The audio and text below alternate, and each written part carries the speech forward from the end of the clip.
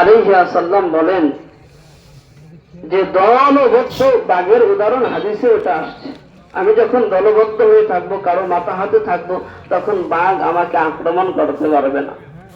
আমি যখন কোনো মানুষের সহবতে থাকবো, আল্লাহওয়ালাদের সহবতে থাকবো, এই যুবক শয়তান হলো আমাদের ঈমান চুরি করেনেওয়ালা একটা বড় চোর।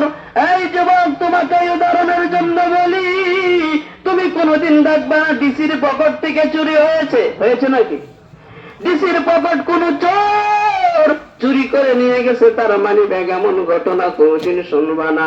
আবার কোনদিন শুনবা না যেই ব্যক্তি রাস্তায় টোকাইগিরি করে তার পকেট চোর চুরি করে মেরে দিয়েছে, শুনবা না। আবার দেখবা না গ্রামের যে এমপি তার বাড়িতে চোর চুরি করতে যায় না, যে মিনিস্টার তার বাড়িতেও চুরি করতে যায় না, যে একেবারে কুড়ে ঘরে থাকে তার বাড়িতেও চুরি করতে যায় না। যুবক, পার্থক্য কোথায়? চোর চুরি করে কার বাড়িতে?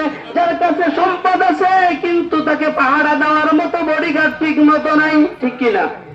কেন পুলিশের পকেটে চুরি করে না? কারণ পুলিশের পকেটে চুরি করতে গেলে তার পাহারা বড় মজবুত। আর কেন কুরু ঘরে চুরি করতে যাই না? কারণ কুরু ঘরে গেলে কিছুই চোর পাবে না।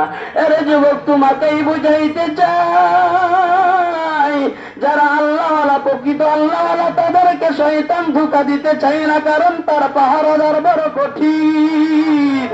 আল্লাহর পক্ষ থেকে পাহারাদার,